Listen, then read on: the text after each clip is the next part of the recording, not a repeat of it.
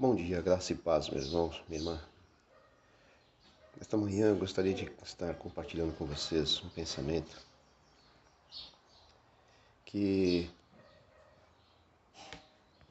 fiquei pensando de ontem para hoje, depois da reunião de oração de ontem à noite. E diz respeito a cada um de nós, aqueles que já estão passando por isso ou vão passar, literal ou aparentemente, em alguma área da sua vida. Sabe, o pensamento é o seguinte: todos podem ver que eu tenho um pouquinho, de calvície aqui, hereditária do meu pai, né? Só não perdi totalmente por causa que a minha mãe, pelo outro lado, né, tinha muito cabelo. E também por ela ser descendente, ter uma descendência indígena da sua linhagem. Mas o que eu quero chegar? Não tem nada a ver com a descendência indígena ou não, mas tem a ver, no primeiro momento, com a questão do cabelo, como exemplo, tá? Vejam, comecei a perder o cabelo já jovem, muito jovem. Comecei a ter muita escamação, muita caspa, né? Que é quase natural, né? As pessoas na minha idade, né? Quando eu estava naquela idade, começaram a ter esse problema. Muitos adolescentes passam por isso. E comigo não foi o contrário, só que foi muito pior, porque eu tinha muitas debilidades na saúde. Vivia tomando medicações o tempo todo. E isso causou que agravasse mais ainda essa situação do meu cabelo. Então meu couro cabeludo começou a perder cabelo. Comecei a perder o cabelo, perder, e fui ao médico. E o médico disse que com 17 anos eu poderia já estar calvo. Graças a Deus não se comprovou. Ainda tem um pouquinho aqui, né? Mas o que acontece? Naquele tempo eu já assistia o velho, né, Silvio Santos, que até hoje está aí na mídia, né? E eu ouvia falar muito que ele utilizava peruca. E confesso que eu cheguei até a pensar, se um dia acontecesse comigo, o que eu ia fazer para poder pagar uma peruca? Porque nós passávamos uma situação que não era fácil, né, como muitos passaram ou têm passado, economicamente falando, em sua casa. E eu, tão jovem, já pensava nisso. Minoxidil, qualquer tipo de tratamento. Minha mãe chegou a passar babosa pura na minha cabeça, amarrar um pano. Nossa, era uma coisa grotesca. Mas ela fez tudo pelo bem e acho que deu certo, né? Alguma parte ajudou. Mas o que acontece?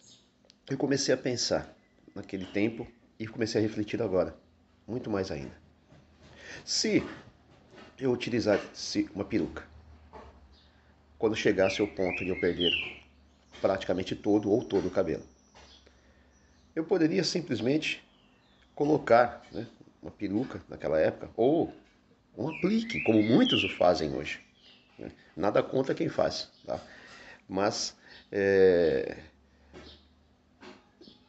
pensando da minha forma de raciocinar, se você puder entender, sabe, eu pensaria que era algo estúpido da minha parte eu fazer isso. E hoje eu entendo que seria mesmo. Por quê? Porque eu não ia conseguir usar. Por que eu não conseguiria usar? Por mais que me fizesse bem, à vista de todos, eu teria cabelo, eu teria, né, não estaria sendo um ponto de referência no meio da multidão. Mas, hoje em dia, careca é moda. E até status. Veja aí o Bruce Willis. Quando ele tem filme que ele faz com cabelo, quase ninguém tá nem aí. Mas quando ele tá sem o cabelo, cara, chama muita atenção, né? Então, ser careca ou não denota ninguém.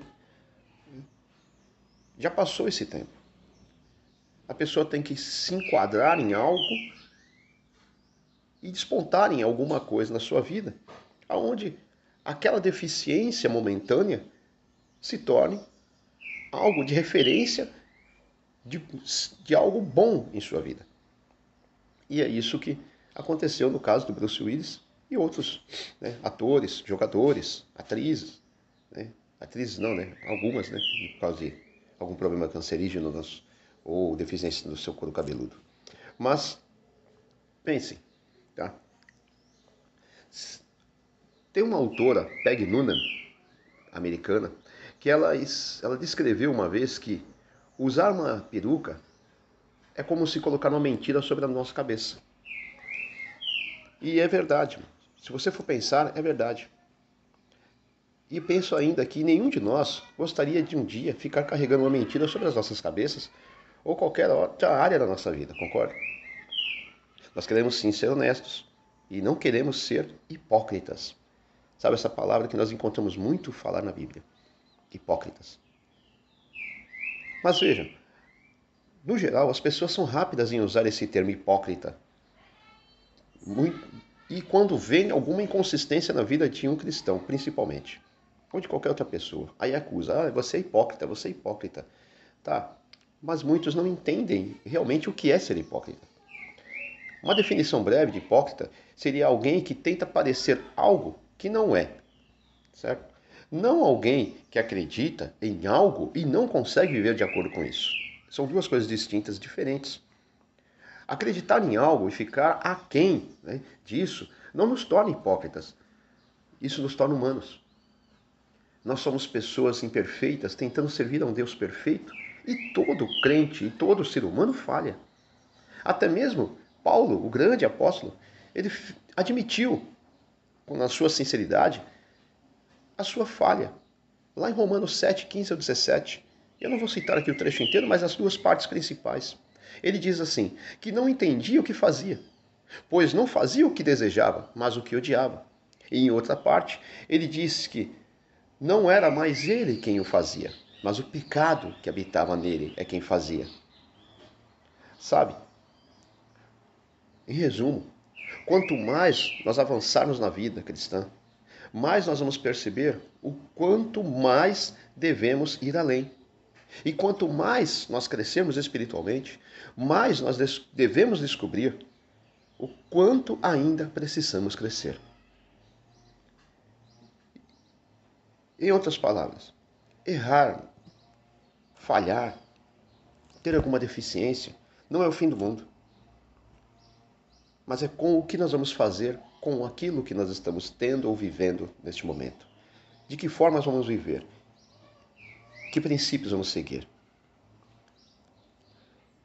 Nós queremos andar em mentira, colocando como uma peruca colocada sobre a nossa cabeça, como um aplique daquilo que não é nosso, para enfeitar algo em nossa vida, a fim de esconder algo que não queremos que as pessoas vejam?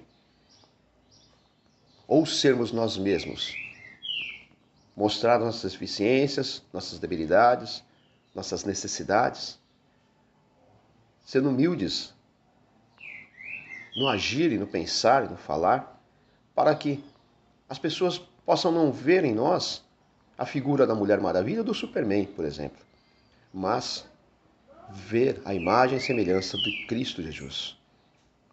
Aquele que não fez por onde querer usurpar o seu trono que já possuía no céu.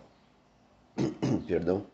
Mas ele mostrou que mesmo na forma humana, ainda que sendo Deus, ele também sentiu, naquele momento no Getsemane,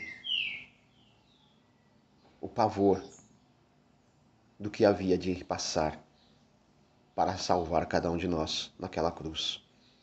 E o martírio que ele passaria antes mesmo dela, sofrendo na mão dos seus algozes. Sabe, ele mostrou que nós temos que ser quem nós somos, manter as nossas convicções e opiniões de acordo com os princípios de Deus e não com aqueles que nós achamos ser o correto, mas aquilo que Deus acha correto, e viver de acordo com isso. Não querer disfarçar aquilo que não somos, mas deixar que as pessoas vejam quem nós realmente somos e aceitar a ajuda, aceitar a correção, aceitar que precisamos de Deus e do nosso próximo, próximos a nós, para que possamos todos crescer, como diz a palavra, na graça e no conhecimento do Senhor. E só assim nós vamos conseguir ser pessoas realmente bem-sucedidas, Porque muitos pensam que o sucesso é alcançado como usando o exemplo de Salomão, que foi hiper mega milionário, né? O homem mais rico da sua época, e que disse numa passagem da palavra que ele conseguiu tudo o que ele queria e fez tudo o que ele pensava, tudo o que ele desejava, mas que no final de tudo ele percebeu que não valia de nada, que tudo não passou de vaidade.